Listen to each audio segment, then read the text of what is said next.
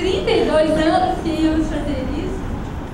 Vou passar a palavra para Daniel, agora ele complementa com vocês. Muito obrigado, boa tarde a todos. Nós estamos terminando com o presidente lá, por isso que houve esse atraso.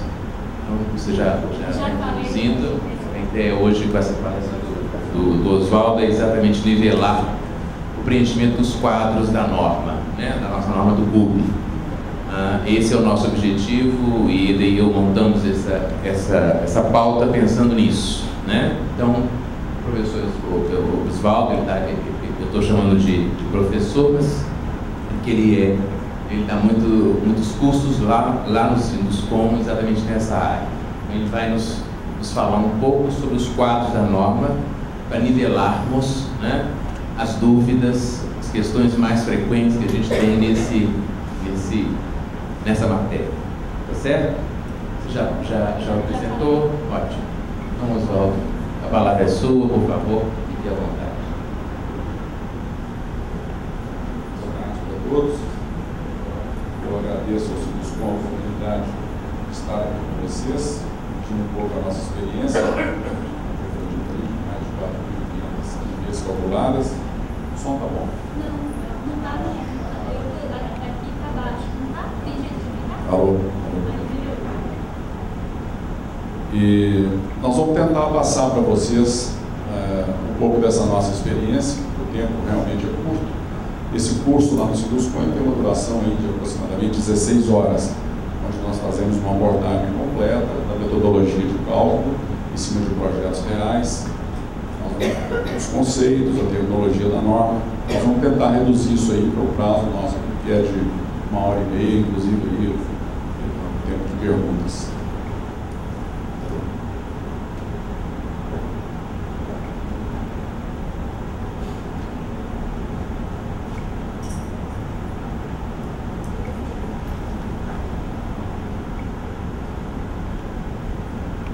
A norma NBR 12721, ela foi criada por força de lei, é uma característica que ela tem.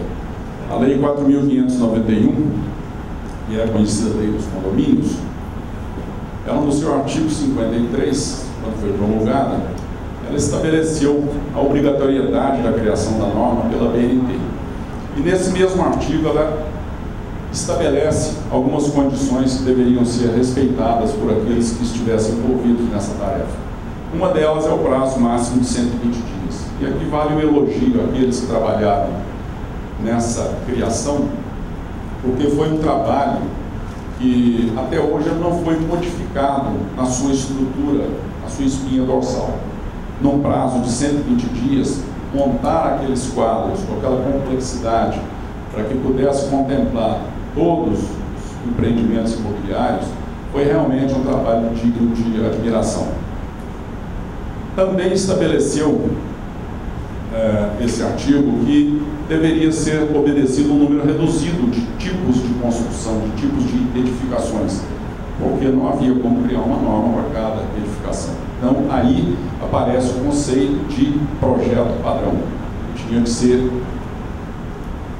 criado um número reduzido. Teria que fazer uma menção ao número de pavimentos. A norma teria que observar o número de pavimentos. Teria que observar 3 padrões de construção: baixo, normal e alto, padrões de acabamento. E também teria que falar alguma coisa sobre as áreas de construção. Nós vamos entrar nisso aqui com mais detalhe. Assim, a norma criou um marco divisório do tempo, que é o que havia antes da Lei 4.591. Só sai e volta. Antes da Lei 4.591, o mercado da incorporação imobiliária ele era desregulamentado. Construía-se e prometia-se entregar determinados acabamentos a um determinado custo, e muitas vezes esses valores não eram bem informados, não havia uma regulamentação para isso. Os empreendimentos eram levados ao insucesso. Por quê? O comprador, o adquirente, em cálculo, e acreditava que aquela proposta orçamentária ajustava-se ao orçamento particular dele. No decorrer do empreendimento, ele não conseguia pagar aquilo, à medida que uns iam deixando de pagar, o empreendimento não sobrevivia. A norma veio com esse propósito, e a primeira edição dela levou o nome de BNB 140, Projeto de Norma Brasileira 140. Ela entrou em vigor em 1965. Depois ela sofreu algumas revisões. A primeira revisão em agosto de 92. Os projetos padrão habitacionais foram mantidos, foram revistos apenas os lotes básicos, os lotes de insumos dos orçamentos, porque já se passava aí quase 30 anos, os materiais mudaram, as técnicas mudaram, os orçamentos estavam defasados. Logo em seguida, em 99, foi feita uma segunda revisão em que foram também alterados os lotes básicos, incluídos os projetos padrão para a área comercial, comercial de andar livre, alguma coisa nesse sentido.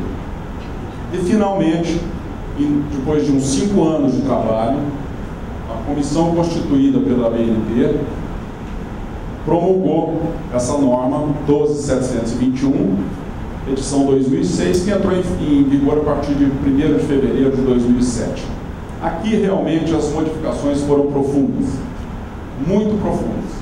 Tanto que, eu vou falar nisso daqui a pouquinho, o CUB, ele deixou de ser calculado para os projetos padrão antigos, passou a ser calculado para os novos projetos padrão, sem nenhuma correlação de proporcionalidade. Então, as principais alterações que a norma trouxe no seu bojo foram a obrigatoriedade da explicitação da identificação das unidades autônomas. Antigamente você podia agrupar, tipo A, tipo 1, tipo 2, agrupá-las. Hoje não.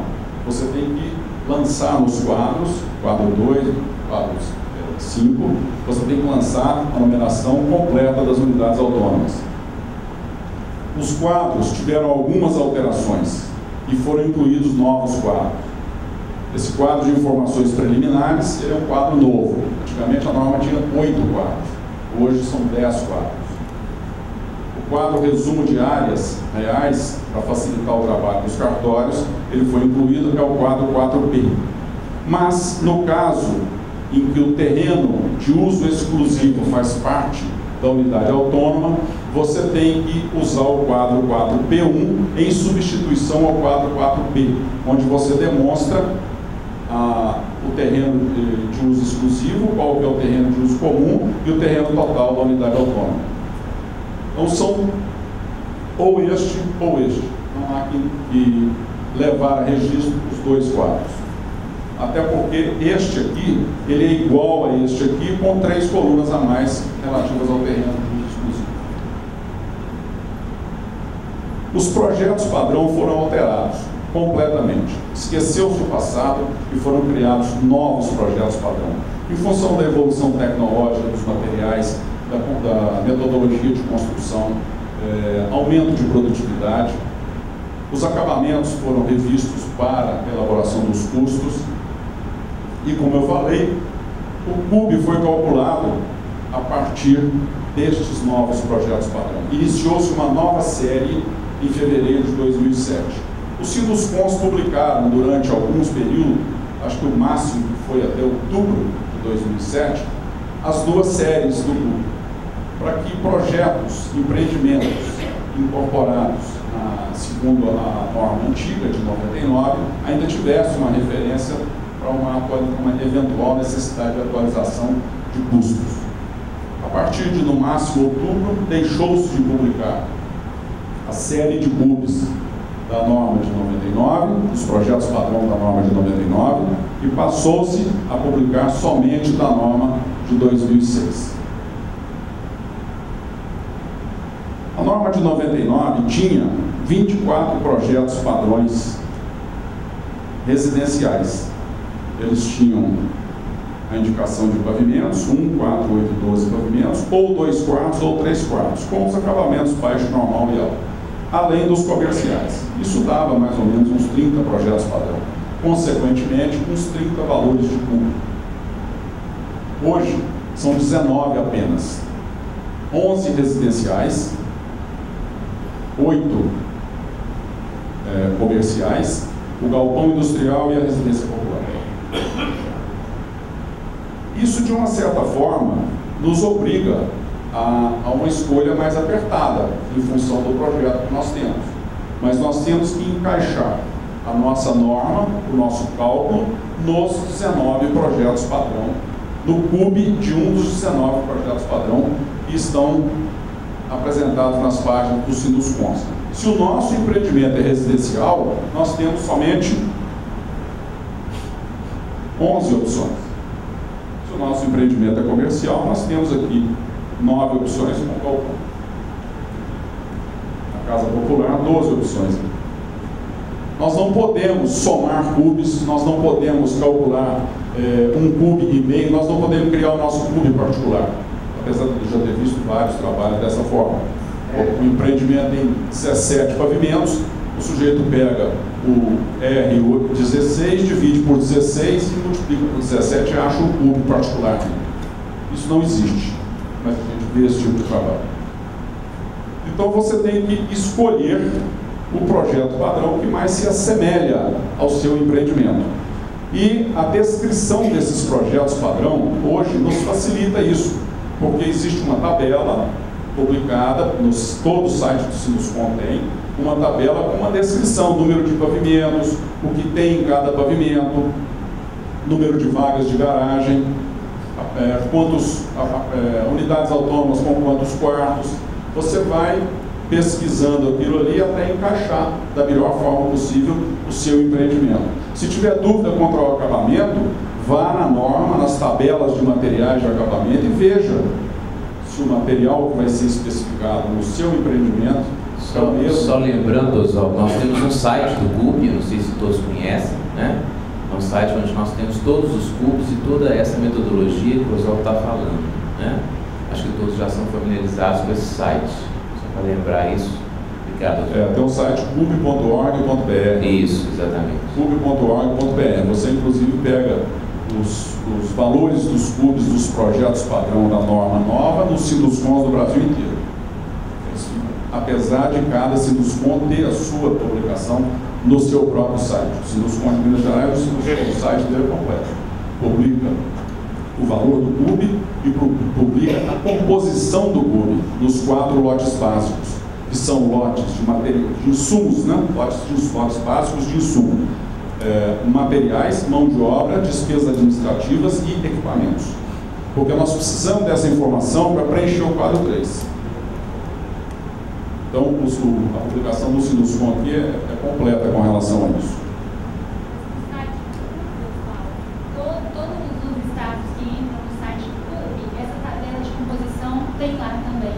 Então, consultando o site, né, qualquer estado que publica e esteja no site consegue a composição. Tem que ter a composição, porque sem ela você não consegue preencher completamente o quadro 3, como nós vamos ver. Também, esse conceito é novo e ele é importante de ser destacado. A área de uso privativo, ela foi dividida em 2 áreas. A área de uso privativo principal e a área de uso privativo acessória. A área de uso privativo principal é a área da unidade autônoma específica daquele empreendimento. Se for um shopping, são as lojas. Se for um prédio residencial, são os apartamentos. Essa seria a área privativa principal. E as áreas privativas acessórias? São aquelas de uso exclusivo daquele condomínio, mas que não estão dentro dos limites da área privativa principal. Por exemplo, um cômodo para depósito de uso exclusivo do condomínio na garagem do empreendimento.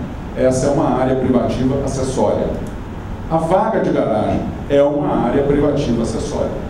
Na concepção da norma, a vaga de garagem é uma área privativa acessória. Mas nós vamos ver aí que a norma permite uma interpretação da vaga de garagem um pouquinho diferente também.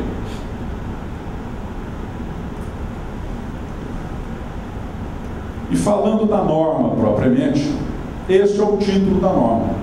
Ela estabelece critérios para a avaliação de custos unitários de construção para incorporação imobiliária. Então, é com essa visão que nós temos que olhar o projeto para identificar a delimitação das áreas que nós vamos calcular e que área, como é que nós vamos agrupar essas áreas. É com essa visão de custo, e não apenas a visão geométrica. A visão de quem é a responsabilidade pelo custo de construção e de manutenção futura dessas determinadas áreas. É com essa visão que a gente identifica corretamente as áreas dentro do projeto, olhando para custos. Nós aplicamos a norma nos edifícios residenciais normais, né, edifício de apartamento, conjuntos de residências unifamiliares, são os condomínios horizontais, as casas, né, aplica-se a norma. Conjuntos de edificações que tenham sido objeto de incorporação imobiliária,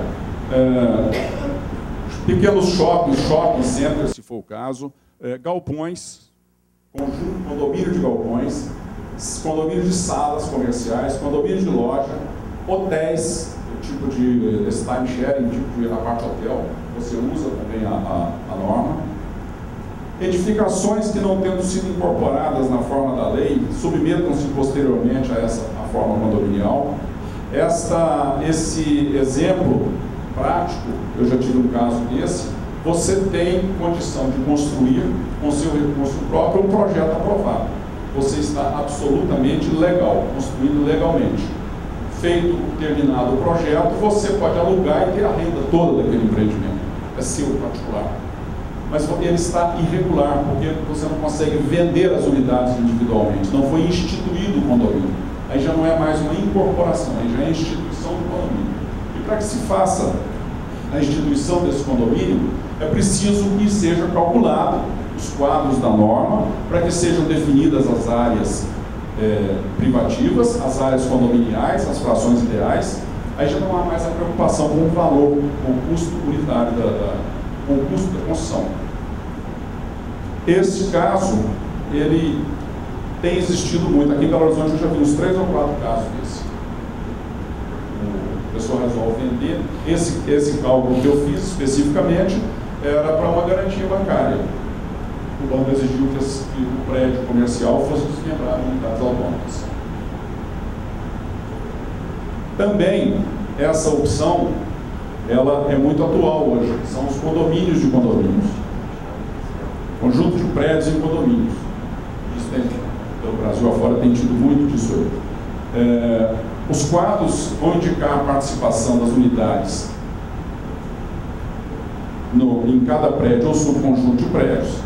E depois você tem que fazer um quadro em que você inclua todas as unidades. Traduzindo, o que é isso? Isso é uma NB composta. Isso não é uma NB simples. Ela é uma NB composta. Por quê? Porque os condôminos, eles vão utilizar parte das áreas condominiais. Todos os condôminos não vão utilizar todas as áreas condominiais. Este aqui é um exemplo concreto. O terreno é indiviso. Um terreno de quase 500 mil metros quadrados. Foram construídos 4 subcondomínios com entrada independente, cada um tem a sua guarita e cada um tem a sua pequena área de lazer aqui. Mas existe um clube frequentado e mantido por todos eles, pelos 4 subcondomínios. Aqui nós temos 5 NBs. Nós temos uma NB em que nós demonstramos a participação de cada condômino nesta parte do empreendimento, sucessivamente, e depois uma NB final em que todos eles participam da responsabilidade pelo custo dessa área. Isso constitui uma NB composta. Esse condomínio, ele é real, ele existe, ele foi construído em Taguatinga. São 2.048 apartamentos. Cada subcondomínio desse, calcula-se uma NB auxiliar, é um cálculo auxiliar, ele não é levado a registro. Os coeficientes que nós obtemos aqui são os coeficientes de proporcionalidade. Depois que nós entramos com todos os condôminos e essa área condominial aqui que a responsabilidade é de todos eles, aí nós obtemos a fração ideal de terreno. não se aplica a norma a loteamentos e parcelamentos do solo urbano. A transposição do terreno rural para o terreno urbano passa necessariamente pela 6766. O Decreto-Lei 58 é antigo, passa pela 6766. É a lei que determina como é que vai ser parcelado o solo urbano. Existe hoje muita demanda por NP de condomínio de lotes. Condomínio de lote, ele só é uma incorporação legal se ele vier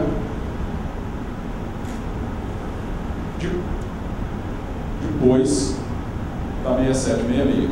O terreno tem que ser transformado em módulo urbano, atendendo o que está disposto na Lei 6766, com a destinação de 35% da área como área institucional, arruamento, jardim, praça, área de preservação ambiental, vai por fora, são constituídas as quadras, os terrenos.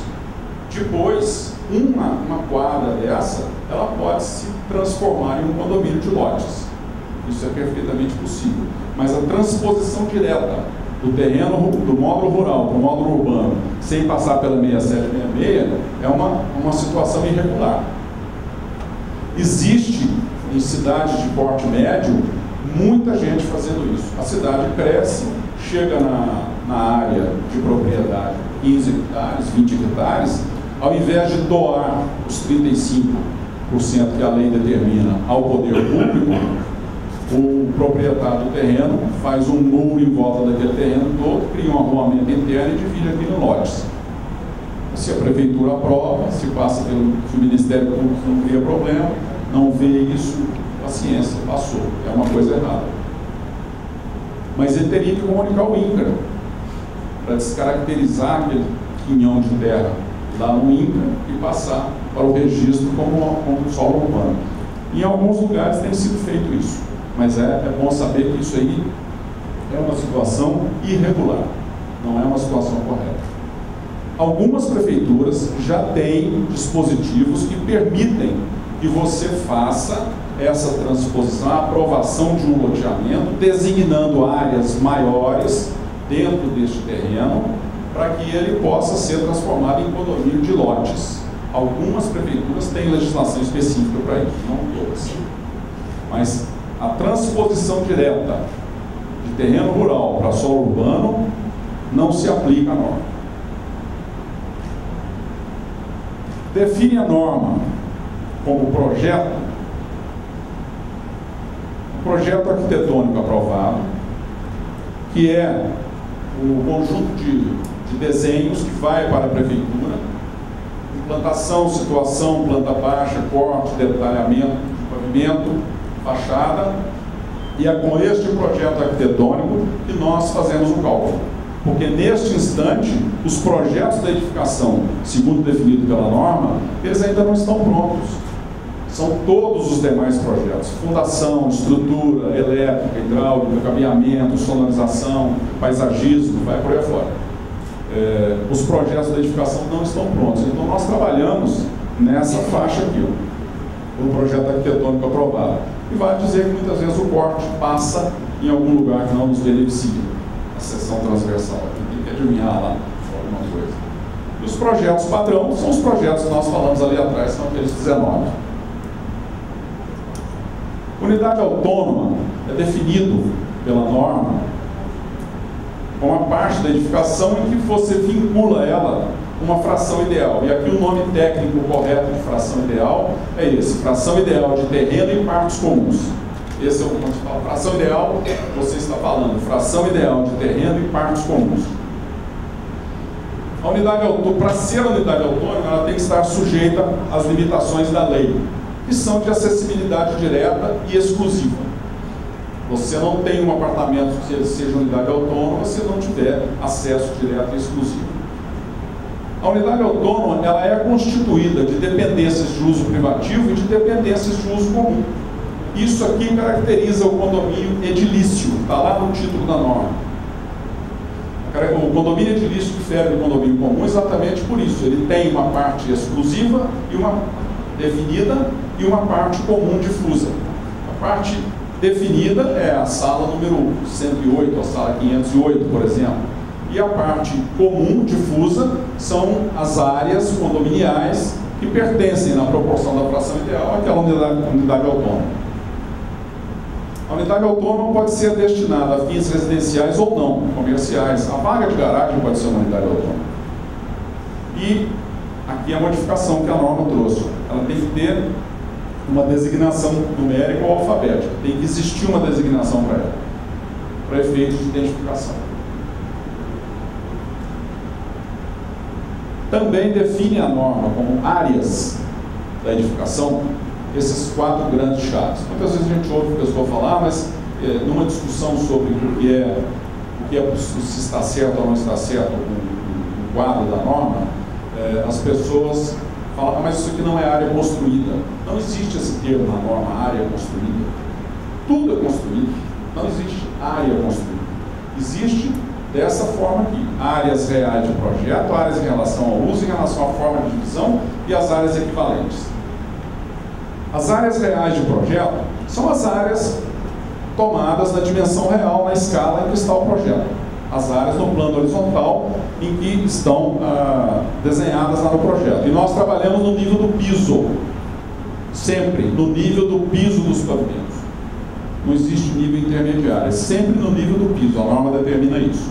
Então as áreas reais de projeto são as áreas tomadas nas suas dimensões indicadas lá no projeto. Em relação ao uso, nós temos 2 tipos apenas. Ou a área é de uso comum, ou ela é de uso privativo. De uso privativo é aquela que é de uso exclusivo do titular de direito daquela propriedade. Seja ela principal ou acessória, como nós vimos.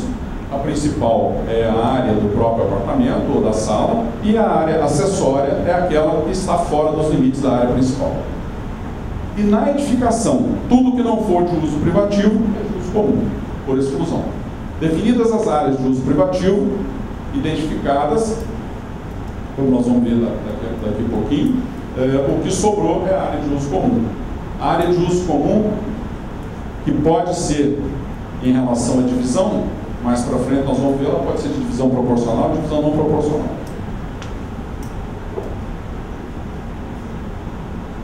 Definidas aquelas áreas acessórias, que estão fora dos limites da área privativa principal, vincular essas áreas a uma unidade autônoma é a opção do incorporador. Ele pode ou não vincular. Quando não há vinculação explícita dessas áreas, depósito, vaga e demais áreas assemelhadas, essas áreas podem se tornar uma unidade autônoma. Um cômodo de depósito pode ser uma unidade autônoma. O incorporador é que decide o empreendimento dele, como é que eu quero o meu empreendimento. Ele é que decide. Mas tem que ser atendido os requisitos legais de acesso direto. Uma vaga de garagem que prende e uma vaga de garagem presa não podem ser unidades autônomas. As duas podem se transformar em uma unidade autônoma. Mas a vaga presa e a vaga que prende não são unidades autônomas, porque elas não têm acesso direto. Uma depende do funcionamento da outra.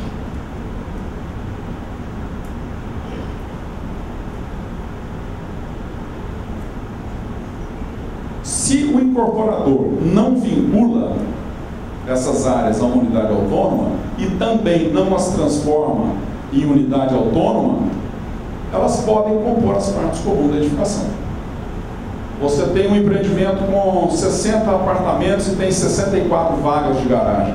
Essas 4 vagas podem, excedentes, se fosse designada uma vaga para cada unidade autônoma, elas poderiam ser transformadas em parte comum da edificação, como vaga de visitante, por exemplo. Ou, se fosse o caso, como vaga autônoma. Então, a destinação das áreas no empreendimento é opção do incorporador. Ele tem todo o direito de trabalhar essas áreas da forma que ele bem entender. As vagas de garagem, que é um tema polêmico, elas são tratadas na norma de 3 formas. Elas podem ser vinculadas à unidade autônoma, e elas serão partes da área de divisão não proporcional da unidade autônoma. Elas podem ser a própria unidade autônoma, uma vaga de garagem pode se constituir numa unidade autônoma, ou serem de uso comum indeterminado. Foram os exemplos que eu acabei de dar aí. Se vincula a vaga de garagem à unidade autônoma, ela vai entrar no cálculo da fração ideal dentro da área da unidade autônoma. Se ela é unidade autônoma, ela vai ter a sua própria fração ideal. Ela pode ser comercializada independentemente da unidade autônoma. E se ela for de uso comum indeterminado, como exemplo, as vagas de visitantes, ou em alguns condomínios hoje do Minha Casa Minha Vida, em que você tem 600 unidades e tem uma fórmula que cada prefeitura tem, em que você não precisa ter uma vaga para cada unidade, considerando que nem todos vão ter automóvel, vão demandar o uso de uma vaga, então você teria lá 600 unidades e 400 vagas. Não tem como vincular nenhuma dessas vagas a unidades. E também não é conveniente transformá-las em unidade autônoma, porque são imóveis para baixa renda. Elas se transformam automaticamente em área de uso comum indeterminado. As vagas pertencem a todos os condôminos indiscriminadamente. Quem chegar primeiro estaciona. Quando é atribuído o direito de uso à unidade autônoma, a norma diz isso aqui, ó, pode ser tratada como área de uso comum de divisão não proporcional. A norma, gente, é o seguinte, quando ela fala deve, a gente não tem opção. Tem que seguir cegamente. Mas quando a norma fala pode, a gente é uma alternativa. Ela concede essa alternativa. Então, quando é atribuído o direito de uso da vaga à unidade autônoma, ou seja, quando a vaga está vinculada à unidade autônoma, a norma permite que ela seja tratada como área de uso comum de divisão não proporcional. Ou seja, ela deixa de ser área acessória. Ela deixa de ser área privativa acessória no cálculo. E ela passa a ser área de uso comum de divisão não proporcional. Quando não é atribuído o direito de uso e ela não é unidade autônoma, a vaga ela pode ser tratada como área de uso comum de divisão proporcional. E aí eu pergunto, quando a gente fala divisão não proporcional e divisão proporcional, o que é que está sendo dividido e o que é que não está sendo dividido e proporcionalmente a quem, com quem, a que?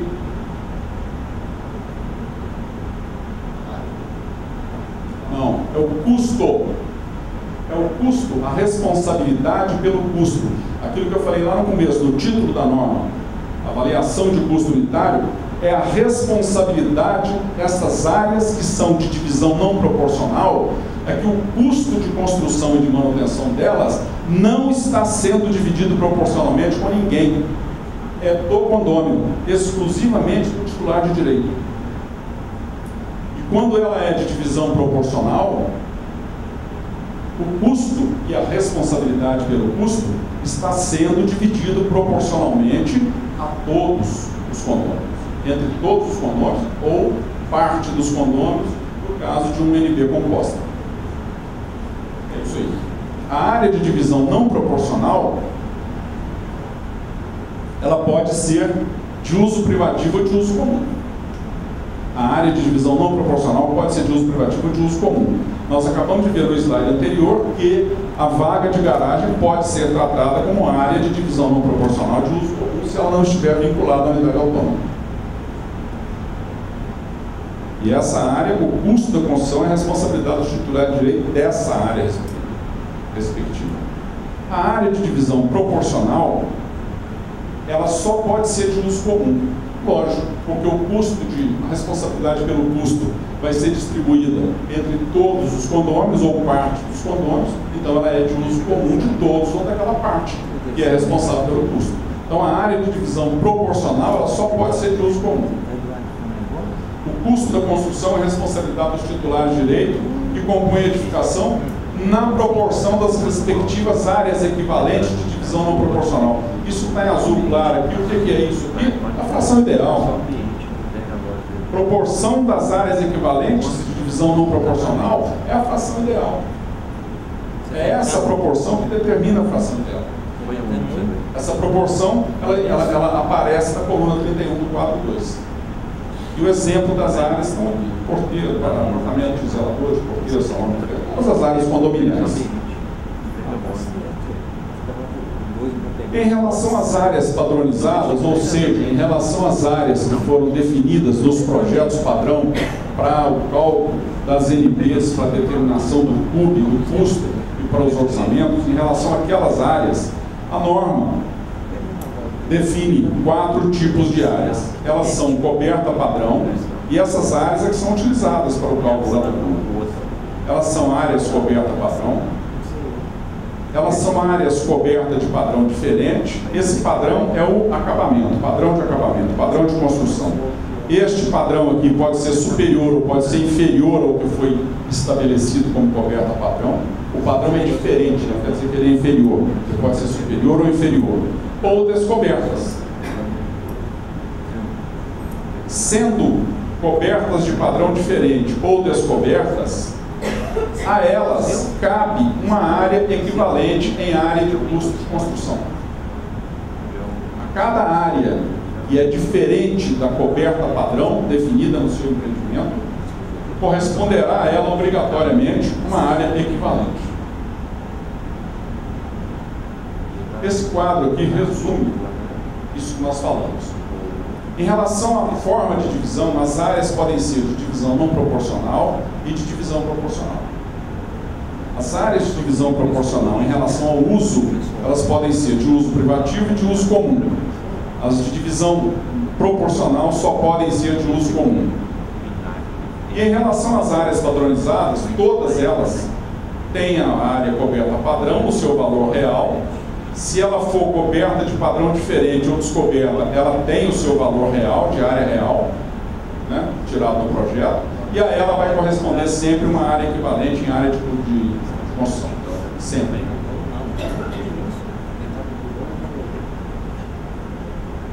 O que é a área equivalente? A área equivalente é um conceito muitas vezes pouco compreendido. A definição dele é também um pouquinho complicada. É uma área virtual. Sim, a área equivalente é uma área virtual, não pode ser medida. Nós só conseguimos medir, tirar as dimensões e calcular uma área real. A área equivalente, ela não é mensurável. Ela representa quantos metros quadrados poderia ser construído se a área tivesse o mesmo custo de construção do CUB, o mesmo custo da área coberta padrão. Na realidade, isso é um artifício de cálculo que os criadores da norma, inteligentemente, criaram esse artifício de cálculo. Por quê? Na área coberta padrão, e ela, você aplica integralmente, ou seja, a área equivalente da área coberta padrão é ela mesma. O coeficiente dela de equivalência é 1. A área coberta padrão, você aplica o CUB e você tem aqui o valor de construção, o custo de construção. A área de padrão diferente ou descoberta, padrão diferente superior ou padrão diferente inferior, você aplicaria um coeficiente ao CUB. Por quê? Porque o CUB, eu vou ter uma área que tem custo de construção maior ou custo de construção maior do que o meu padrão que eu defini aqui. Então eu teria que corrigir o meu CUB. Mas eu não posso fazer isso. O CUB é um índice oficial.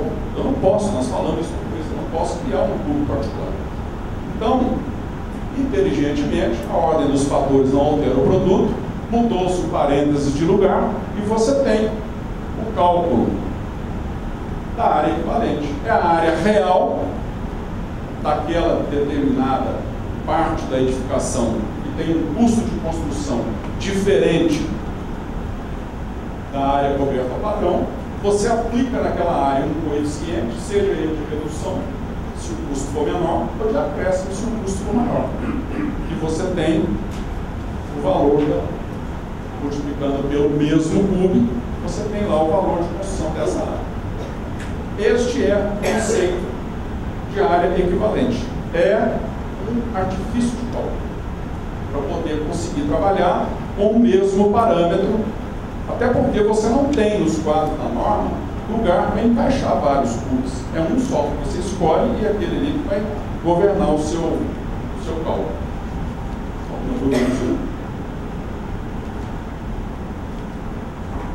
O custo global da construção também é um ponto polêmico.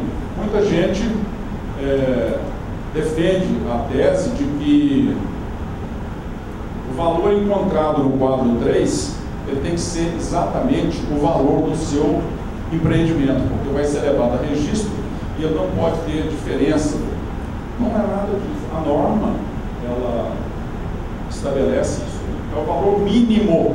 Quando você calcula a área equivalente, aplica o CUB, chega no valor global do seu empreendimento, aquele valor global que está lá na última linha do quadro 3, penúltima linha do quadro 3, você está declarando que aquilo ali é o valor mínimo que o empreendimento vai custar.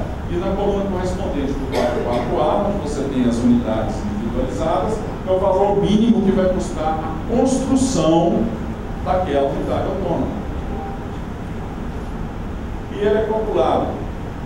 E ainda mais, se o contrato for para administração, ou seja, construção a preço de custo. Porque se for uma construção a preço fechado, eu vou fazer a incorporação e o preço de venda da unidade autônoma é R$200 mil. Ponto final. Eu vou entregar ela pronta por R$200 mil. Essa demonstração não tem nem que seguir muito o rigor que teria que seguir se fosse por administração. É lógico que se você vai fazer um empreendimento por administração, é bom que você coloque lá no quadro 3 os valores mais próximos de uma realidade. Fica mais fácil nas reuniões com a comissão de representantes do empreendimento, você justificar os acréscimos de preço. E porventura, o seu orçamento está próximo do que a NB está falando. Os valores estão próximos. Mas obra, empreendimento, construção a preço fixo, fechado, esse custo global não é uma preocupação na demonstração dele. E ele vai corresponder a dois fatores, dois itens. O item A é a multiplicação do CUB que foi escolhido, o CUB do projeto padrão que foi escolhido, pela área equivalente total calculada. A área equivalente total, essa é o total da coluna 18 e o total da coluna 38, são idênticos. Nunca se deve multiplicar o CUB pela área real. É comum a gente ver, pessoas chegam em conversas, por exemplo, com corretores que estão dando informação sobre o preço, o camarada vai no jornal, pega o CUB que está publicado no jornal, o primeiro erro. Aquele CUB que está no jornal é um CUB representativo. Cada Sinduscon tem seu CUB representativo. O Sinduscon, um tipo só. Tem dos 19. A grande mesmo dos estados é o R8N, que é o projeto padrão. O R8N. Então, esse CUB é o que vai para o jornal, é o que o Sinduscon informa o jornal faz lá os acompanhamentos, evoluiu o CUB, discute assim, é só esse. Se o seu projeto não, se aquele CUB não se assemelha mais ao seu projeto, pegar aquele valor já é o primeiro erro. E segundo erro, pegar o valor do CUB e multiplicar pela área real, também é um resultado incorreto. Você tem um valor, sim, mas é um resultado incorreto. Normalmente, o valor da área equivalente é menor do que o da área real. Por quê? Porque a norma, ela ensina a calcular o coeficiente de equivalência. Mas ela está... A norma ensina a calcular o coeficiente de equivalência. Mas ela, ao mesmo tempo, recomenda que, na ausência daquele cálculo, você pode usar uma tabela que está dentro da norma, coeficientes sugeridos. E todos esses coeficientes são abaixo de 1. Não tem nenhum coeficiente 1, alguma coisa. Então, as áreas equivalentes, somadas com as áreas reais, que são equivalentes delas mesmas, do projeto padrão, vai ser sempre menor do que a área da coluna 37. Via de regra, a coluna 38 é sempre menor que a coluna 37. Então, se você multiplica a área real, a coluna 37, pelo CUB, você já está incorrendo no primeiro erro. A segunda parcela são as despesas que não estão incluídas no cálculo do CUB. A gente ouve muita pessoa, às vezes, comentar, não se constrói pelo CUB, o CUB é errado, não se constrói pelo valor do CUB. Não constrói mesmo, não. O CUB não contempla o bloco da edificação propriamente dita, praticamente a edificação, com quase nada mais. Porque os projetos são, as concepções de projetos são as mais variadas possíveis. Então você tem que informar na segunda parte, do item 6 em diante, lá do quadro 3, o valor dos elevadores, valor de fundações, né, interfone. O terreno não entra. O terreno não entra. A norma, ela trata de custo da construção. O terreno não entra. Nós não informamos valor de terreno hora nenhuma na norma. Ele não é computado em lugar nenhum. Nem no quadro 3. Não tem lugar para ele. Apenas a área do terreno é indicada informativamente no primeiro quadro.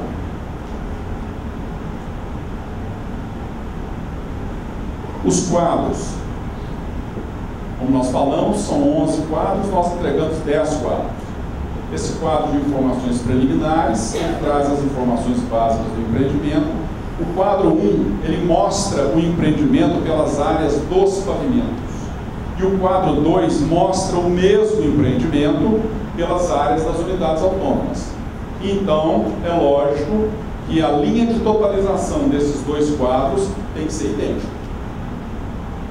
A linha de totalização do quadro 1 com a linha de totalização do quadro 2 tem que ter os mesmos valores nas respectivas colunas. O quadro 3, a partir destas áreas, ele calcula o custo unitário e o custo global da construção. O quadro 4A, ele mostra o cálculo das áreas subrogadas e os coeficientes de reavio. O quadro 4B, ele é um quadro informativo, porque aos cartórios, para efeito de registro, só interessa as áreas reais. Então ele faz um resumo das principais áreas do empreendimento para facilitar a leitura para os cartórios. Ao invés de tirar do quadro 2, que tem colunas de totalização, tem o cartório lendo o quadro 4B, tem muito cartório que pede que você faça uma tabela adicional, isso aí não tem problema nenhum. Mas a maioria, nas instituições de condomínio, não precisam nem da transcrição, eles já aceitam que você coloque lá uma informação de que as unidades autônomas possuem as suas áreas reais e condominiais de acordo com o que está no quadro 4B da norma anexa a esse memorial. Pronto, escreveu uma pessoa. O quadro 4B1, ele é o mesmo quadro 4B, com mais 3 colunas, quando o terreno, existe terreno de uso exclusivo da unidade autônoma. Isso aplica-se para casa, para galpão, mas aquele tipo de empreendimento, de edificação, de prédio, onde do pavimento térreo, aqueles apartamentos têm um terreno de uso privativo ali, você não consegue demonstrar. Não se aplica. Por quê? Porque acima do 101, por exemplo, tem o 201, 301, 401 que ocupam uma parte daquele terreno que o 101 está em cima dele. Então você não consegue fazer essa demonstração desse tipo. Então não tem que demonstrar. No quadro 4B1, os edifícios de apartamentos que têm esse terreno, essa área privativa descoberta dos apartamentos do andar térreo. Apenas casas, galpões ou edificações onde o terreno é parte da unidade autônoma. Os quadros 5, 6, 7, 8, o quadro 5 ele tem um resumo das informações do empreendimento. Esse quadro 5 ele pode ser apenas uma página, que é o que vem lá na norma, ou ele pode se transformar em 120 páginas, por exemplo. Depende da exigência do cartório. Se o cartório exigir que você transcreva a extremação das unidades, que é o que está no Código Civil, você tem que, unidade por unidade, você tem que descrever um observador na porta do apartamento, saindo do apartamento, o que está na frente, atrás, à esquerda e à direita. Apartamento por apartamento, vaga por vaga.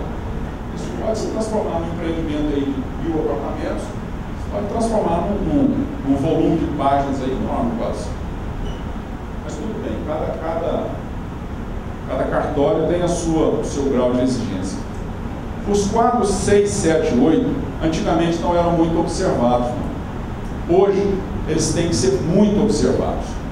Eles trazem o resumo das informações de acabamento. O quadro 6 são os materiais que vão ser utilizados, equipamentos. O quadro 7 é o acabamento das unidades autônomas. E o quadro 8 é o acabamento das áreas condominiais. O tiver escrito ali, tem que usar.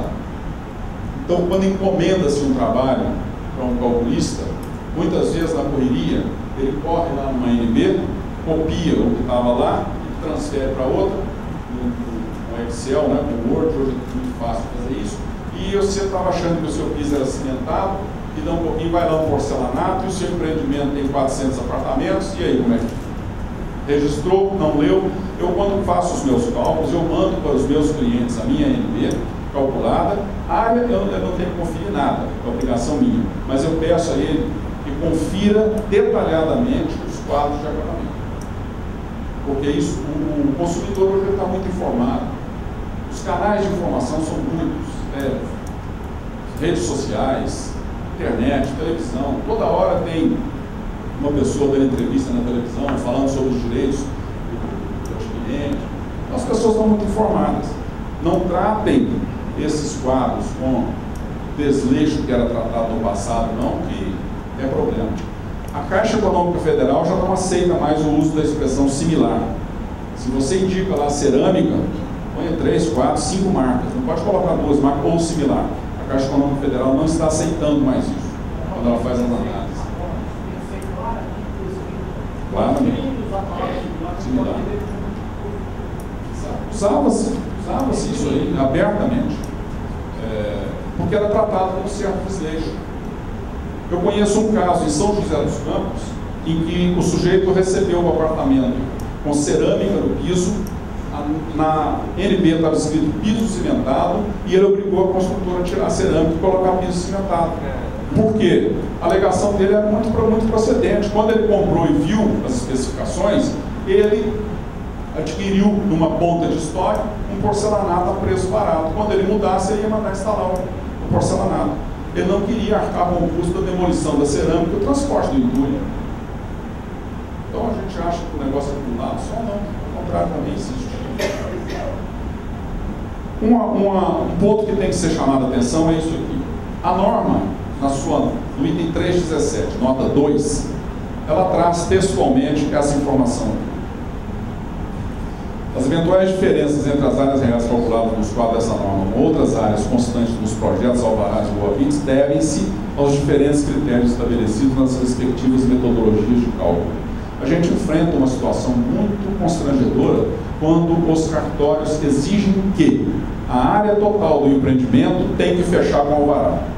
Não existe dispositivo legal nenhum que obrigue a isso. Isso é uma coisa mais ou menos dogmática. Alguém que falou que tinha que ser e todo mundo vai seguindo, vem de pai para filho e fica nisso aí. Mas existe um dispositivo que fala que não é, e ele está na norma.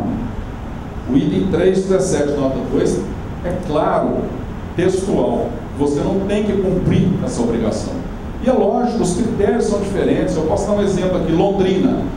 O terraço da cobertura não é considerado como área computável, nem o lavabo da salinha da cobertura. A sala é, o lavabo não.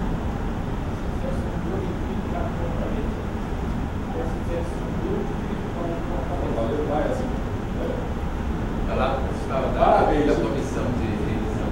Parabéns, por isso aí tem salvo muita conversa com o cartório. Você chega às vezes com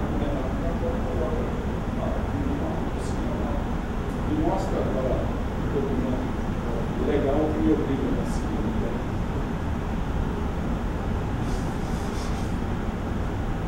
Apenas uma consideração aí sobre as delimitações de áreas. Nós não temos muito tempo de entrar nisso detalhadamente, mas a norma estabelece o seguinte: se duas unidades autônomas são contíguas, a parede que divide as unidades autônomas é metade para cada unidade autônoma. A parede externa, a parede que divide a unidade autônoma com o espaço externo, ela é toda da unidade autônoma. A parede que divide a unidade autônoma com as áreas condominiais é toda da unidade autônoma. Existem critérios de levantamento para aprovação de um projeto, e isso aqui é considerado metade. É o cálculo de áreas. Os vazios não são considerados. A norma, as áreas não construídas não são consideradas. Então os vazios ficam de fora. Essa paredezinha aqui, ó, ela pertence à área condominial, não pertence ao apartamento. A área condominial A face externa é toda da área condominial. A face interna, e lembrem-se bem, quando você estiver olhando, analisando uma área, o observador está dentro da área. Então, na leitura da norma, o que é face interna e o que é face externa, é para o observador posicionar dentro da área em questão. Então, o observador está aqui, é face interna dessa parede. O observador está aqui, é face externa dessa parede. A linha é a mesma.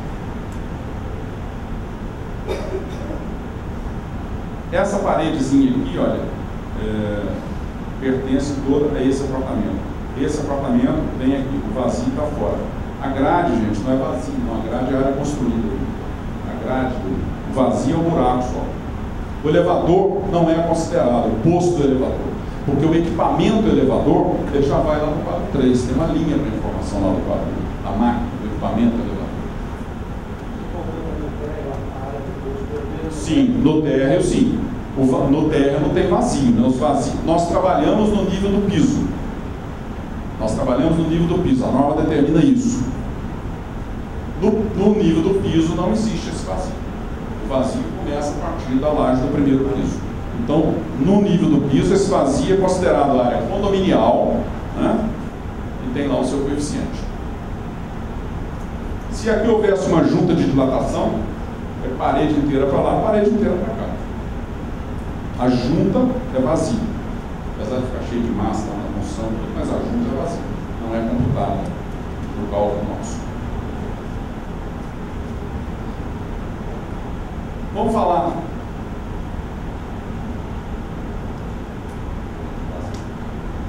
rapidamente aí sobre os quadros, né? Praticamente os quadros de uma NB simples. Considerem aí esse projeto, né? Aqui é o terreno do projeto, o edifício está aqui, com vagas cobertas, uma parte condominial aqui de salão de festas, aqui piscina, vaga descoberta aqui, aqui tem uma área que é, outra coisa, a norma fala em área coberta e área descoberta, não existe área semi-coberta. Não existe área semi-descoberta. Então a vaga, ela só é considerada coberta se ela estiver 100% coberta. Se tiver um pedaço da vaga descoberta, a vaga é descoberta. É considerada como vaga descoberta. Então, quando tem essa vaga aqui, tem um dente do prédio aqui. Essa área, ela é considerada na área da vaga. E na hora de calcular a área coberta do pavimento, ela tem que ser subtraída, senão ela entra duas vezes. Ela entra como vaga e entra como área coberta. Então tem que, quando considerar uma vaga que é parcialmente coberta, tem que levar em consideração esse detalhe aqui, na hora de calcular.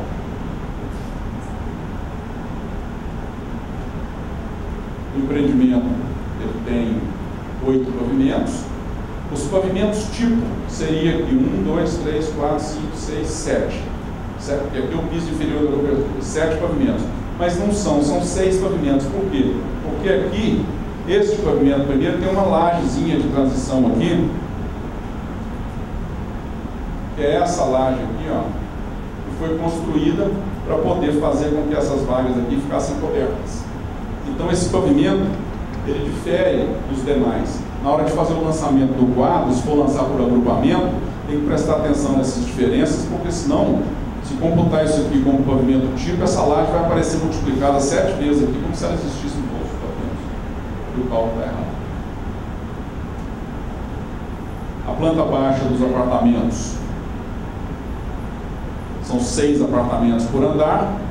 Os apartamentos de quina, eles são, entre aspas, iguais, porque eles têm 3 quartos e 2 banhos, eles são 3 quartos com suíte, mas na realidade eles têm, cada um tem uma área diferente do outro, pequenininha. Por quê? Por conta dessas paredes aqui que vão para as áreas condominiais. Ó. Aqui o posto do elevador, essa parede é toda do apartamento. Um PV, essa parede é toda do apartamento. Ó, essa parede aqui é menorzinha que essa aqui, então esse apartamento é maior que esse. Esse aqui não tem divisão nenhuma. Ele é o menor deles, porque ele divide totalmente com o outro. Esse aqui divide com a escada. A parede da escada é toda dele, considerando aquelas determinações lá da norma. As varandas e as áreas de serviço são áreas cobertas de padrão diferente. Então elas vão ter um coeficiente de equivalência. As áreas condominiais, circulação, a escada, os vazios têm que ser retirados. Na área da escada tem que subtrair o vazio central. A cobertura,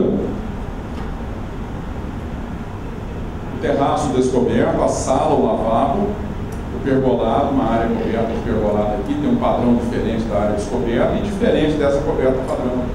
Todos eles aqui, neste terraço, o vazio é excluído, né? A área do terraço passa aqui, ó. Área condominial, posto de elevador. No último pavimento não tem posto de elevador, tem a casa de máquinas, não tem o buraco mais do elevador. Então, nós não vamos entrar no cálculo detalhado dessas áreas, porque infelizmente nós não temos tempo. Isso é só uma visão do que é o projeto. O quadro 1, o quadro de informações preliminares, ele traz um resumo das informações que tem que ser, das informações do seu empreendimento. Quem aparece aqui na fachada é o incorporador. Ele, perante a lei, é o responsável por tudo que aconteceu no empreendimento. O nome dele aparece aqui. Incorporador ou incorporador, pessoa física, pessoa jurídica, seja lá o que for. A responsabilidade técnica pelo cálculo dos quadros da norma, aparece aqui o nome do responsável técnico com a correspondente à RT. Aí eu questiono, quando o cartório faz aquela, que obriga a fazer esse cálculo igualando as áreas, ele está entrando na sua mérito, no seu trabalho técnico. Você tem uma anotação que se estiver errado, você vai responder. Muitas vezes a situação é intransponível. O cartório não abre mão, não registra. E só tem ele para registrar. A última coisa que eu recomendo na vida é brigar com o cartório. Porque senão você não consegue registrar. Aí criou-se um problema, um passe. Como é que a gente faz quando isso vai resultar em erro de cálculo? Eu transfiro o problema para o legal de cima, para o procurador. Você assina, eu procuro o cartório que é, você assina, eu vou assinar. Assinando o cálculo errado, sabendo que você vai errar as frações ideais, você vai enriquecer alguém por esse outro. Amanhã, se isso for questionado, levantado em juízo, você é o responsável por isso, você que calculou errado. Então, isso não deve ser, isso tem que ser observado. Porque hoje, na norma anterior não tinha essa obrigatoriedade. A forma não registra, mas não tiver aqui. Agora, a questão do incorporador, pedir ao oficial de registro que ele escreve como aí que ele está pedindo a norma. No instante, ele aceita Depende da decisão que esse passo que eu falei que eu vou dizer assim, o céu falou, você todo mundo, você reclama aí com o não ser profissional, não saber exatamente o dinheiro da empresa, o dinheiro da empresa assinar com ele. Também ocorre, ele não tem certeza que não sabe, mas manda outra a empresa assinar. A primeira leitura da norma, você tem aqui os dois responsáveis, o procurador que é responsável pelo empreendimento todo e o calculista da norma. Depois os dados aqui do imóvel, né, o nome oficial do empreendimento, endereço.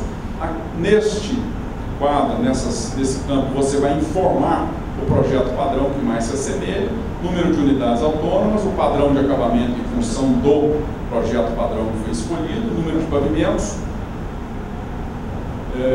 as vagas de garagem, né, são as três opções, como unidade autônoma, como acessório de unidade autônoma e como área de uso comum. A informação aqui do terreno, essa informação é importante que ela seja coincidente com a matrícula. Porque essa área ela não vai entrar em cálculo nenhum.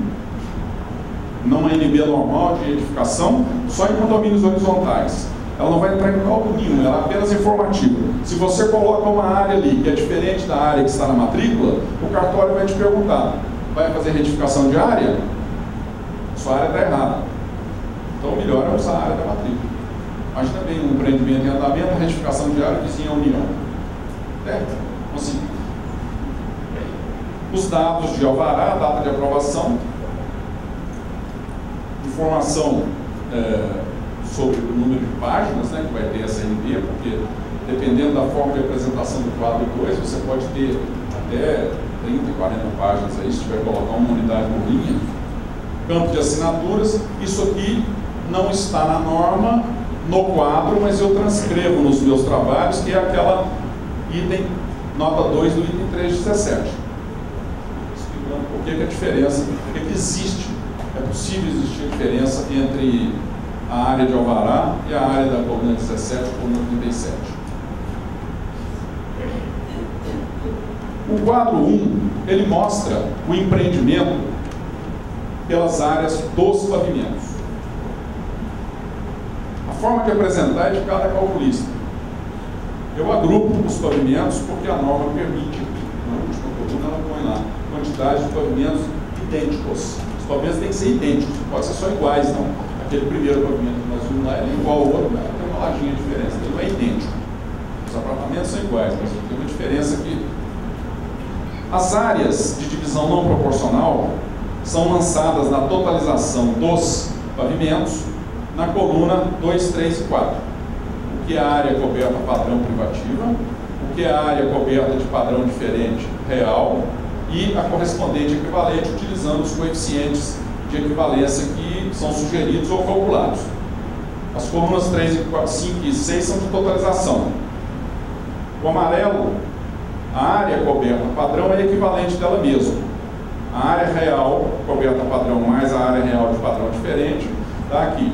A área coberta padrão, por ser equivalente dela mesma, também soma com a área equivalente dessa área real e vem aqui para a coluna 6. A área de divisão, de uso comum de divisão não proporcional, nós colocamos aqui as garagens. Antigamente colocava isso como área, no começo, quando a norma entrou em vigor, colocava-se essa área de garagem como área acessória.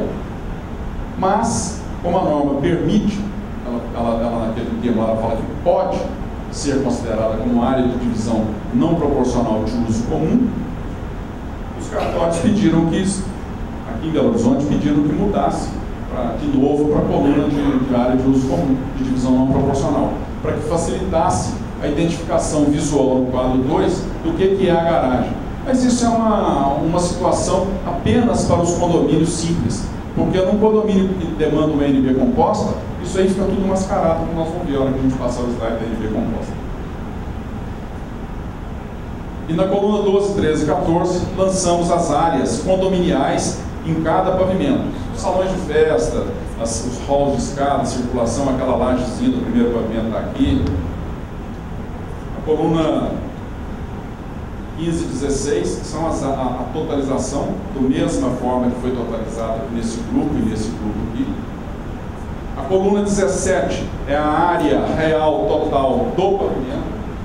E a coluna 18, a área real, a área equivalente total do pavimento. As linhas aqui de baixo são linhas de totalização. Soma de produtos, né? Porque tem um item aqui que são 6 vezes. Esse pavimento aqui entra 6 vezes. A multiplicação de cada valor desse, pelo correspondente lá na última coluna, você tem as áreas totais.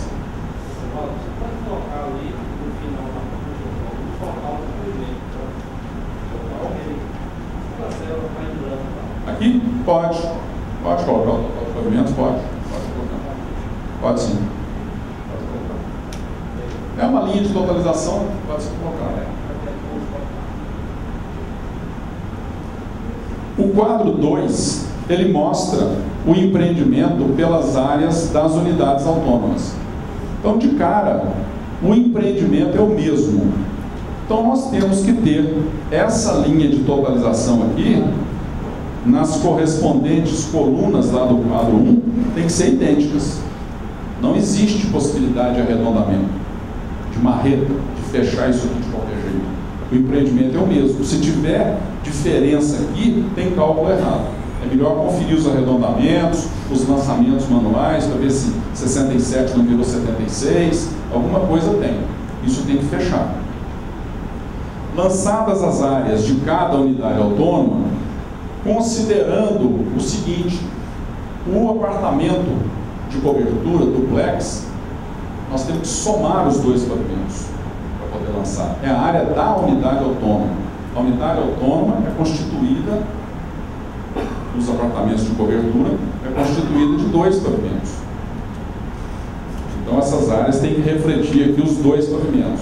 E neste caso específico, ainda tem mais um box de depósito lá na garagem. Ele entra como área privativa acessória, ele entra aqui, somado aqui, com a correspondente área equivalente. As vagas de garagem são lançadas aqui. Dependendo do coeficiente que for adotado, a simples leitura dessa coluna 28, 27 aqui, você sabe o que é vaga coberta e o que é vaga descoberta. Pelo coeficiente de equivalência, a vaga de 10,34 com 5,17 metros quadrados é coberta, coeficiente 0,50. A vaga de 9,20, coeficiente 0,92, é descoberta. A simples leitura aí te mostra a soma das áreas equivalentes, ou seja, a coluna 24 mais a coluna 29, nos dá a coluna 30, que é a área equivalente total de divisão não proporcional desse empreendimento. Dividindo cada área total de divisão não proporcional equivalente de cada unidade autônoma pelo total da coluna, nós achamos o coeficiente de proporcionalidade, ou, no caso da presença de todos os condôminos, de todas as unidades autônomas, é o confunde com a fração ideal, é a própria fração ideal. Na confecção da norma, nós temos um companheiro, um ponto dentro da norma, amigo particular, que ele tinha um ponto dele a permissão. Se ele queria que tivesse na norma uma fórmula de calcular a fração ideal, nós vamos lhe chamar todos os advogados, todo mundo, e foi o código que a fração ideal é atribuída. Tem na norma, a única observação que eu aparece ali é coeficiente, não é? É coeficiente, mas quando pode ser a fração ideal é atribuída. Não obrigatoriamente. Mas ele é a própria fração. Não é a fração ideal atribuída. Pode ser, mas não é obrigatoriamente. A fração ideal atribuída pelo controle. A lei foi uma briga danada na confusão da norma. Eu vou chamar os 5 advogados, os 5 não sei o quê, para convencer o povo. Isso até hoje ele reclama que ele queria mudar a fração ideal na norma e proibiu. Existe uma linha de entendimento, mas a fração ideal deveria ser calculada como valor mental. Mas na prática, o que ocorre é isso aí, é fazer com que esses valores de coeficiente de proporcionalidade sejam a própria fração ideal. Os cartórios, inclusive, eles leem dessa forma, a menos que você informe de outro jeito. Mais justo, né? Porque é um cálculo equilibrado. A coluna 32, 33 e 34, ela é a distribuição das áreas condominiais na proporção das áreas equivalentes de cada unidade autônoma, ou seja, a proporção está aqui, ou seja, no coeficiente, na proporção que está indicada pelo coeficiente de proporcionalidade, ou no caso a fração ideal, popularmente adotada aí como fração ideal. Multiplicando-se o total da coluna 12, 13 e 14 lá do quadro 1 por cada fração ideal, nós temos aqui a distribuição. A área real total da unidade, ela está aqui na coluna 37, a área equivalente total da unidade está aqui na coluna 38. Vejam bem, as áreas condominiais, elas não alteram a fração ideal, o coeficiente de proporcionalidade. Eu posso colocar aqui mais 6.000 metros quadrados de jardim nesse meu empreendimento, que os meus 4.000 metros quadrados aqui vão virar 10.000 metros quadrados, e a fração ideal vai permanecer a mesma. As áreas de divisão proporcional não interferem no cálculo da fração ideal do coeficiente de proporcionalidade. Então, se tiver que fazer um ajuste por uma pequena diferença para que a área do alvará e do habite coincida com a área da NB, você pode mexer nas áreas condominiais com um certo critério, de tal forma que você consiga atender o seu cliente sem um comprometimento muito grande, porque o comprometimento aparece aqui. Então, tudo vai ser calculado em função deste coeficiente. Os custos, as obras futuras, as melhorias, tudo vai ser calculado em função deste coeficiente. Então, a área de divisão não proporcional, ela é fundamental para o cálculo da fração ideal. A área de divisão proporcional, ela não altera. O quadro 3, ele traz, no seu primeiro campo aqui, um detalhamento que vem da folha resumo lá do Sinduscom, do projeto padrão que foi adotado. A codificação dele, o padrão de acabamento, o número de pavimentos, a área equivalente do projeto padrão e o número de cômodos aqui do projeto padrão, resumido. É muito comum a gente receber uma reclamação de que você errou aqui no quadro 3, o seu projeto, você está falando que o meu empreendimento tem 10 pavimentos, o meu empreendimento tem 14 pavimentos. Não tem nada a ver. Essa informação aqui é do projeto padrão, não é informação do empreendimento. A informação do empreendimento está lá no quadro de informações preliminares. Indicamos aqui o Sinduscom, que pode ser inclusive o Sinduscom regional, que vai nos fornecer o valor do PUB, o mês de referência, o ano de referência, o valor do PUB, a multiplicação do valor do PUB pela área equivalente total que vem da coluna 17 ou coluna 18 ou coluna 38, nos dá o valor, o custo do empreendimento, o custo da construção daquele item A, as duas parcelas. Essa é a primeira parcela, o item A. O item B é essa segunda parcela aqui, toda ela. Nós vamos colocar aqui quantos itens forem necessários. Essa folha pode ser, inclusive, aumentada, colocar 2 páginas, dependendo do grau de informação que você quer transferir ao seu cliente, ao condomínio. Coloque aqui todos os itens que forem possíveis. Se tiver uma obra de arte, por exemplo, um saguão de entrada, custa R$200 mil, põe aqui uma obra de arte, acrescenta o valor. A remuneração do incorporador e do construtor, que também pode variar de acordo com o interesse das partes. Você tem 2 limites.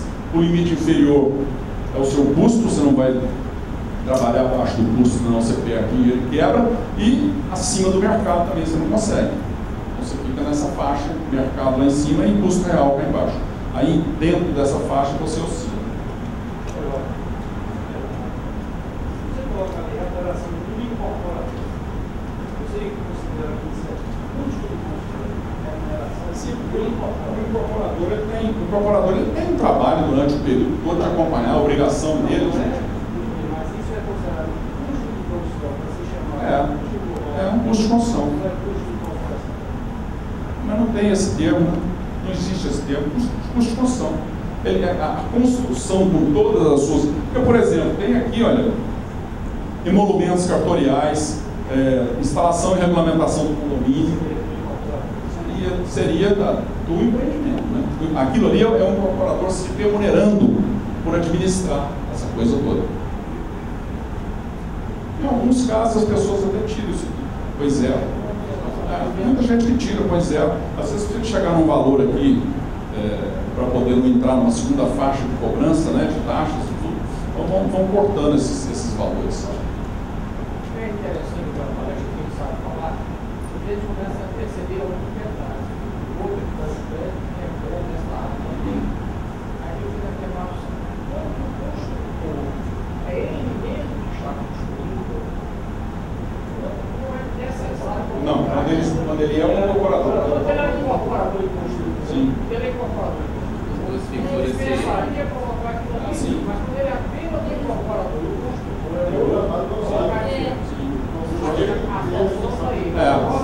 exato. Perfeita a colocação. Este item, essa faixa intermediária, é a decomposição do nosso valor financeiro do empreendimento nos lotes básicos. Como é que é feito isso? Entra lá na tabela da composição do PUB, divide o valor de cada lote básico que está lá na composição do PUB pelo total, você tem um percentual, multiplica esse percentual por esse valor, você tem aqui os valores de cada lote básico. Erro comum de devolução de trabalho. O cartório soma e fala assim, a soma aqui está errada. Porque a pessoa somou isso aqui, ó. Somar estes valores aqui significa somar o item A 2 vezes. Vários trabalhos devolvidos assim, a soma do quadro 3 está errada. Está errada porque isso aqui é uma parcela informativa. Isso não é, isso já está aqui, olha. Isso aqui não entra na soma. O quadro 4A, nós estamos de hora de tempo aí. Mais 15 minutos. 15 minutos, então vamos correr. O quadro 4A, ele mostra aqui a área equivalente total de cada unidade, multiplicando a área equivalente total de cada unidade pelo custo unitário que nós chegamos aqui, você tem o custo de construção de cada unidade. Aqui a fração ideal, o coeficiente de proporcionalidade, foi transcrito. Esse miolo aqui é uma NB subrogada, se der tempo ela está no final aí, a gente fala. O quadro 4P é o resumo de todas aquelas áreas que estão lá no quadro 2, agrupadas aqui como área privativa principal, área privativa acessória, a soma dessas duas colunas, a área de uso comum, a área total e a fração ideal, ou coeficiente de proporcionalidade. Esses dados é que o cartório precisa para fazer a individualização das unidades lá nos seus registros.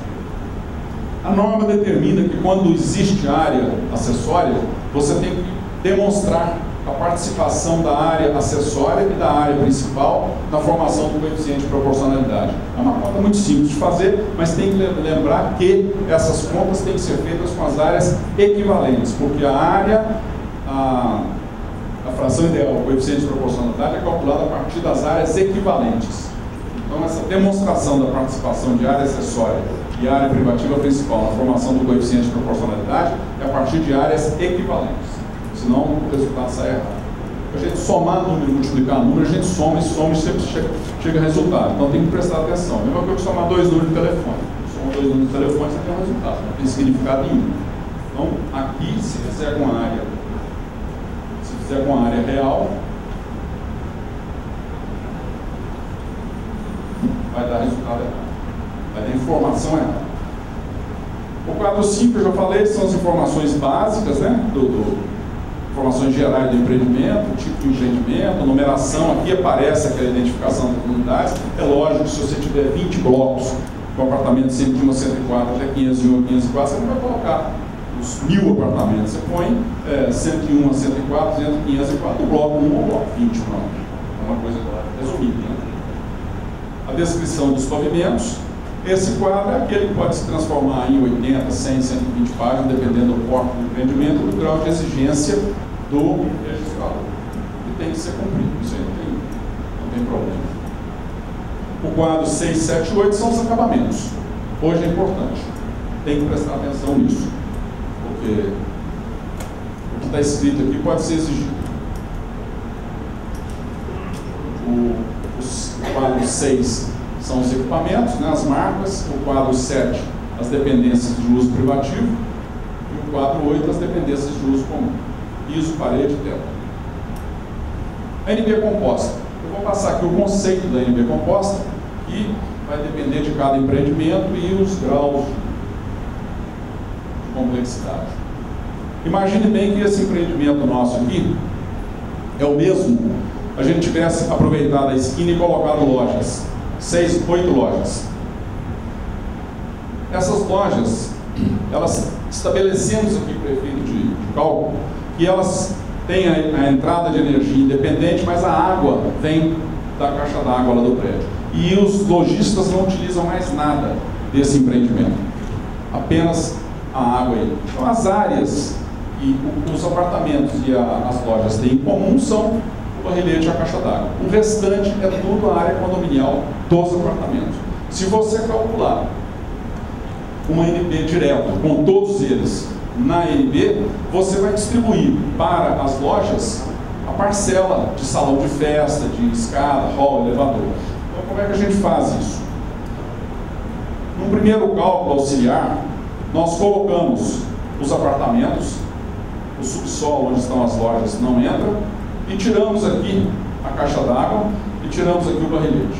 Nós deixamos apenas as áreas condominiais que são responsabilidade dos apartamentos. Essas áreas são distribuídas na proporção dos coeficientes de proporcionalidade, elas são distribuídas entre cada unidade autônoma, nessa faixa azul está aqui. O restante aqui, se compararem, é absolutamente igual ao que existia na NB anterior. Dessa forma, nós conseguimos distribuir as áreas condominiais na proporção das áreas equivalentes de cada unidade autônoma, mantendo esse equilíbrio aqui da diferença de tamanho de cada uma. Feito isso, como é que nós vamos fazer perdurar essa distribuição? Se eu inserir ali agora as lojas aqui embaixo, eu vou fazer o que eu tinha feito no começo lá, eu vou distribuir tudo entre as lojas. Então, eu transformo as áreas, porque essas áreas condominiais aqui, elas são de responsabilidade, o custo delas de construção é de responsabilidade destes condôminos apenas. Então, eu vou transferir, fazer com que isso aqui seja a responsabilidade deles. Como? Eu mantenho essas áreas aqui como área de uso comum e faço com que elas saiam da classificação de divisão proporcional para divisão não proporcional. Eu transfiro essas áreas já distribuídas, com essa distribuição, com esses valores, para a coluna 25, 26 e 27, adicionando as áreas que já existem. Então, para fazer isso, eu entro com as lojas, estão aqui as lojas, coloco o barrilete e a caixa d'água, que agora pertence a todo mundo, e transfiro aquelas áreas que estavam no quadro 1, como área de divisão proporcional, para a área de divisão não proporcional, adicionando as áreas existentes, que no caso aqui eram só as vagas de garagem. O quadro 2 fica dessa maneira. O quadro 2 fica dessa maneira. Aquelas áreas que estavam aqui foram transferidas para cá, adicionadas às vagas de garagem que existem na coluna 26 e 27, acrescentamos aqui as lojas. As lojas não têm área de divisão não proporcional de uso comum, não tem vaga de garagem, não tem nada, e a área equivalente total de cada loja está aqui. Esse total ele foi modificado, dividindo então cada valor da coluna 31 pelo total da coluna 31, nós chegamos aqui à nova fração ideal, coeficiente de proporcionalidade. Multiplicando a área do barrilete da caixa d'água, e vejam bem que não tem área coberta padrão, porque o barrilete de caixa d'água foi considerado com coeficiente 0,50, então só aparece aqui como uma área coberta de padrão diferente. Estão aqui distribuídos os barriletes, o barrilete e a caixa d'água entre as unidades autônomas, inclusive as lojas. Dessa forma, as áreas condominiais que são de responsabilidade dos apartamentos vieram para cá e passaram a influir no cálculo da fração ideal dos apartamentos, do coeficiente de proporcionalidade. Esse quadro anterior, ele iria para cartório também? Não. A norma fala que tem